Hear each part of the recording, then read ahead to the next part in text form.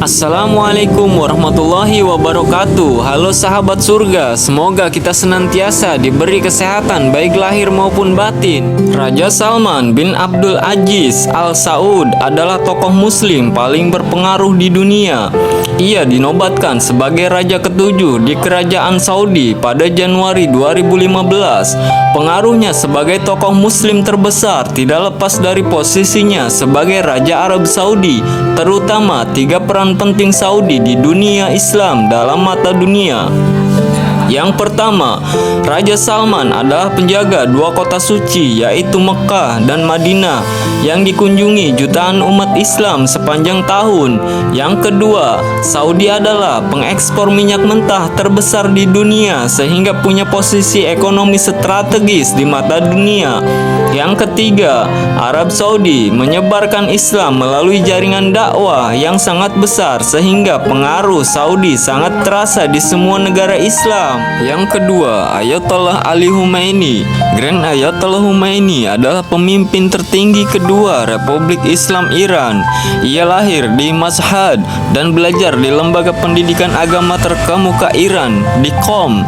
Sebagai pemimpin revolusi Syiah, Khomeini mendapatkan banyak pengaruhnya di Iran dari perannya sebagai pemimpin revolusi Islam di Iran. Setelah revolusi pada tahun 1979, Khomeini adalah salah satu anggota pendiri Islamic Republic Party dan anggota Majelis Ahli yang bertanggung jawab untuk menyusun konstitusi baru Iran. Pada September 2010, Khomeini mengeluarkan fatwa bersejarah yang melarang penghinaan terhadap simbol apapun yang diyakini oleh Sunni, termasuk dan tidak terbatas pada para sahabat dan istri Nabi. Yang ketiga, Tamim bin Hamad Al-Thani.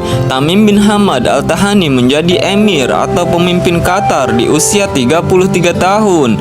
Setelah ayahnya Hamad bin Khalifa Al-Thani turun tahta pada Juni 2013, Syekh Tamim menyelesaikan studi di sekolah swasta Inggris sebelum lulus di Royal Military Academy di Sandhurst pada tahun 1998. Selama jadi putra mahkota Qatar tahun 2003 sampai dengan 2013, Tamim dipercaya untuk berbagai jabatan termasuk wakil komandan angkatan bersenjata, ketua otoritas investasi Qatar, juga turut menyukseskan Qatar sebagai tuan rumah Piala Dunia di FIFA 2022. Yang keempat, Recep Tayyip Erdogan. Recep Tayyip Erdogan adalah Perdana Menteri Turki yang memimpin selama 11 tahun. Selama ia menjabat, Turki telah mengalami pertumbuhan ekonomi, reformasi konstitusi, dan kebangkitan kembali sebagai negara kekuatan global utama. Erdogan adalah salah satu tokoh muslim yang populer di dunia karena dukungannya terhadap isu-isu Islam. Yang kelima, King Abdullah II Ibnu Al-Husain. King Abdullah II adalah Raja Yordania dan Panglima tertinggi Angkatan Bersenjata Yordania. Dia juga penjaga situs suci Islam dan Kristen di Yerusalem.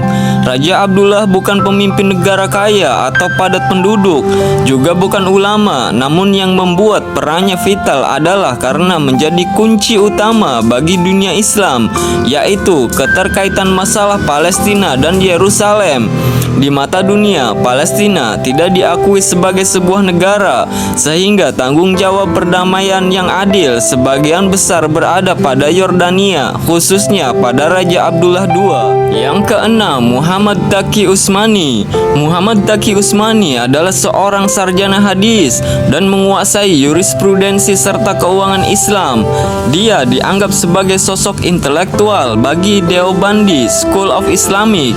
Ia menjabat sebagai hakim Mahkamah Agung Syariah di Mahkamah Agung Pakistan dari tahun 1982 hingga Mei 2002. Utsmani merupakan sosok penting dalam Deobandi Movement, yaitu gerakan politik Islam Sunni yang berasal dari India dan Pakistan. Utsmani lahir di Deoband, India. Dia adalah anak dari Mufti Muhammad Syafi'i yang mendirikan Darul Ulum Karachi, yakni pusat pendidikan Islam terkemuka di Pakistan. Ribuan murid Utsmani tersebar di seluruh dunia sebagai pemimpin dan imam, terutama di India, Asia Tengah, dan banyak negara barat. Yang ketujuh, King Muhammad VI. King Muhammad VI adalah keturunan langsung dari Nabi Muhammad SAW. Keluarganya telah memerintah Maroko selama hampir 400 tahun.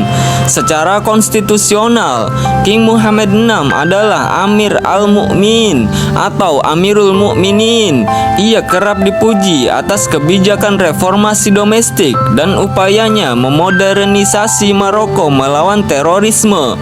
Raja Muhammad VI mempengaruhi jaringan Muslim yang mengikuti sekolah hukum Islam Maliki dan merupakan raja terkemuka di Afrika. Selain hubungan politik, Maroko punya ikatan spiritual yang kuat dengan Muslim di seluruh Afrika. Maroko juga diakui sebagai sumber penyebaran Islam melalui Afrika Barat. Yang kedelapan, Muhammad bin Zayed Al Nahyan.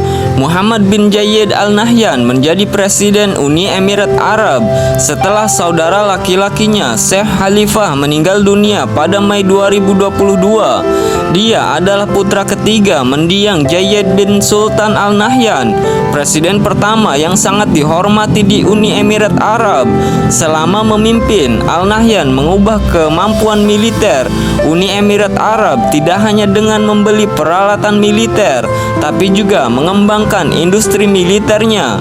Uni Emirat Arab menjadi pusat perdagangan senjata global yang menjadi tuan rumah pameran pertahanan terbesar di dunia.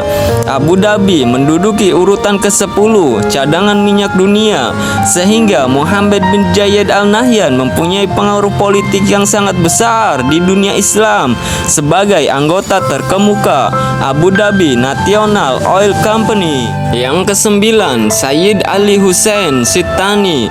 Sayyid Ali Hussein Al-Sistani adalah marja utama atau referensi spiritual bagi Ithna Asy'ariyah atau Twelver Syiah Muslim. Pengaruh Sistani dalam Twelver Syiah berasal dari garis keturunan dan pendidikan ilmiahnya yang memungkinkannya mencapai status marja taklid. Marja taklid secara harfiah berarti orang yang patut diteladani, sehingga menempatkan Sistani pada posisi otoritas besar atas 12 Muslim Syiah atau Twelver Syiah Islam. Sistani adalah keturunan dari keluarga ulama dan dididik di lembaga terkemuka di Iran. Dia kemudian pergi ke Najaf, Irak untuk belajar di bawah Ayatullah Agung Abu Al-Qasim Al-Khoi. Setelah kematian Al-Khoi pada tahun 1992, Sistani mengambil alih sebagai Ayatullah Agung mewarisi pengikut Khoi.